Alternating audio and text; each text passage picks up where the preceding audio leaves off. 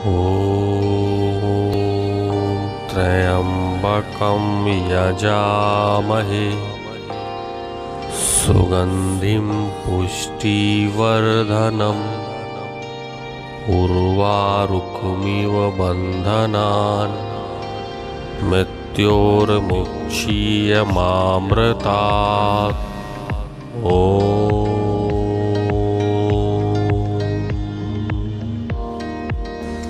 महामृत्युंजय मंत्र, जिसका जप करने वाले का काल भी कुछ नहीं बिगाड़ सकता।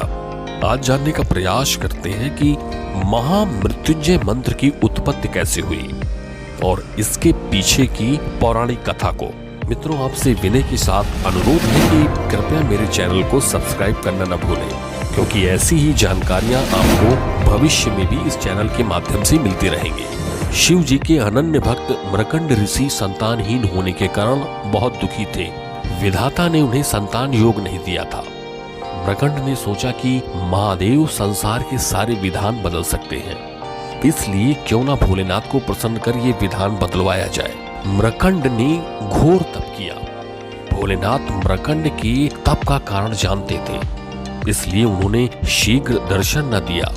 लेकिन भक्त के आगे भोले झुक ही जाते हैं। महादेव प्रसन्न हुए। उन्होंने ऋषि से कहा कि मैं विधान को बदल कर तुम्हें पुत्र का वरदान दे रहा हूँ, लेकिन इस वरदान के साथ एक विषाद भी होगा।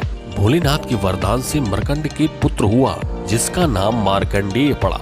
ज्योतिषियों ने मृकंड को बताया कि ये विलक्षण बालक अल्पायु है, उसकी उम्र केवल 12 वर्ष है। ऋषि का हर्ष विषाद में बदल गया। मृकंड ने अपनी पत्नी को आश्वस्त किया कि जिस ईश्वर की कृपा से संतान हुई है, वही भोले की रक्षा करेंगे।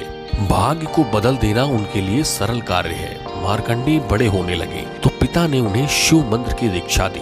मार्कंड की माता बालक की उम्र बढ़ने से चिंतित रहती थी। उन्होंने मार्कंडेय को अल्पायु होने की बात बता दी।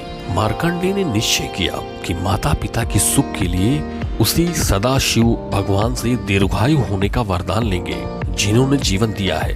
12 वर्ष पूरे होने को आए थे।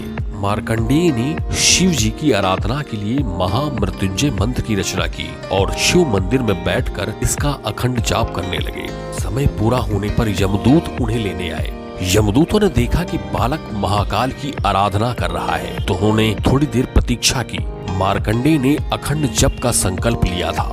यमदूतों का मार्कंड को छूने का साहस न हुआ और लौट गए। उन्होंने यमराज को बताया कि वे बालक तक पहुंचने का साहस नहीं कर पाए। इस पर यमराज ने कहा कि मृकंड के पुत्र को मैं स्वयं लेकर आऊंगा। यमराज मार्कंडेय के पास पहुंच गए। बालक मार्कंडेय ने यमराज को देखा तो जोर जोर से महामृत्युंजय मंत्र का जाप करते हुए शिवलिंग से लिपट गया। यमराज ने बालक को शिवलिंग से खींचकर ले जाने की चेष्टा की। तभी जोरदार हुंकार से मंदिर कांपने लगा। एक प्रचंड प्रकाश से यमराज की आंखें चौंधिया गई। शिवलिंग से स्वयं महाकाल प्रकट हो गए। उन्होंने हाथों में त्रिशूल लेकर यमराज को सावधान किया और पूछा, तुमने मेरी साधना में लीन भक्त को खींचने का साहस कैसे किया? यमराज महाकाल के प्रचंड रूप से कांपने लगे। उन्होंने कहा, प्रभु, मैं आपका सेवक हूँ। आपने ही जीवों से प्राण हरने का निष्ठुर कार्य मुझे सौंपा है। भगवान चंद्रशेखर का क्रोध कुछ शांत हुआ तो बोले, मैं अपने भक्त की स्तुति से प्रसन्न हूँ। मैंने इसे दीर्घायु होने का वरदान दिया है, तुम इसे नहीं ले जा सकते। यम ने कहा, प्रभु, आपकी आज्ञा सर्वोपरि है। मैं आपके भक्त मार्कंडेय द्वारा रचित महामृत्युंजय का पाठ करने वाले किसी को भी त्रास नहीं दूंगा। महाकाल की कृपा से मार्कंडेय दीर्घायु हो गए। उनके द्वारा रचित महामृत्युंजय मंत्र काल को भी परास्त करता है। तभी से इंसान के जीवन में अगर ऐसी कोई बहुत कठिन परिस्थितियां आती हैं तो उस समय महामृत्युंजय मंत्र का जाप किया जाता है और भोलेनाथ के आशीर्वाद से भक्तों के सारे कष्ट दूर हो जाते हैं। मित्रों, कैसी लगी आपको ये जानकारी? अगर अच्छी लगी हो तो कृपया कमेंट बॉक्स में अपनी राय अवश्य दें और साथ ही बेल बटन को दबाना न भूलें, जिससे भविष्य में भी ऐसी ही जानकारियां आपको मिलती रहे। आप सभी का शुभेच्छु, सत्य सनातनी। धन्यवाद।